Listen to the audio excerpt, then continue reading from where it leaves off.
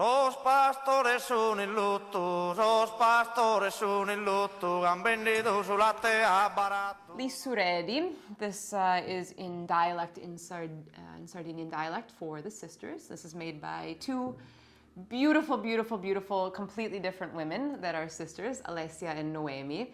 They were such a joy to meet when we went there. We often get asked how we make wine selections for the wine club or how we find some of these wines, because this is a wine you definitely will not find. They are currently only making, I think, about 5,000 bottles. They do hope to grow their production, but I mean, a winemaker making only this few bottles, good luck. You won't find it certainly in an export market or on a supermarket shelf.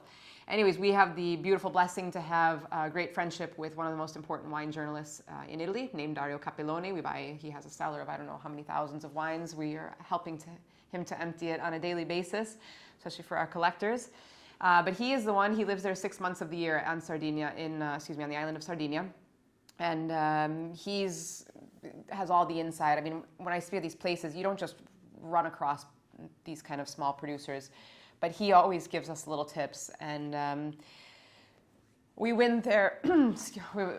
First of all, we're in the northwest corner of Sardinia, which is the island off the west coast of Italy, south down from Corsica, you might know as well, from France. It's a beautiful, beautiful, if you have a chance to get to the water up there, it is some of the most incredibly blue, emerald, the whole spectrum of every color from indigo down to like a silvery light kind of color of like an aquamarine and everything in between. The water is magic. Just go there. Don't worry about the wine. Don't worry about anything else.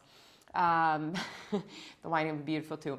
This is a particular wine that's an ancient clone of Cananao called, some of you are going to wonder how it's pronounced, Retagliado Niedu.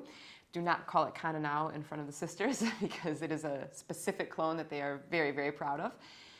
Even their Vermentino is beautiful. It was one that actually gave me goosebumps the first time I tried it. Actually, the other thing too that really moved me a lot was when this is a family that's been making wine for 3 generations. Their grandfather was making wine. In fact, that's where they got a lot of their knowledge from and understanding about wine. Their father was making wine, but they were not really selling it and bottling it. It was just kind of made as the bulk wine, which is the common practice there. These guys were the first ones to start bottling. And no, I mean, these women, those vineyards are theirs. Even Alessia barely lets her husband get in and touch the vines. But now that they're trying to grow, because right now they keep all our wines in their basement, literally it's just their house basement is where their cellar is.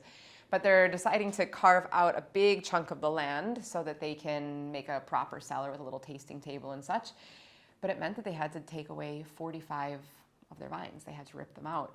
And it literally put the father to tears when he had to do it, because those were vines that he had planted something like, I think it was some 45 years. I'm getting the number 45 stuck, but it was either 45 years or 45 vines had to go away. But nonetheless, the other thing that was really cool, because they carved out this chunk, you could see how far the roots had worked down into the soil throughout these several decades.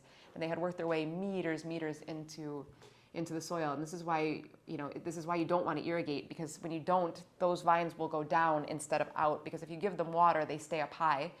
And when it's warm, they're more at risk, because we also, like I said, we don't water the vines here. So they really have to struggle on their own. But a lot of these winemakers, they treat these vines like they're their children, and you understand why, because they're there every single day with them.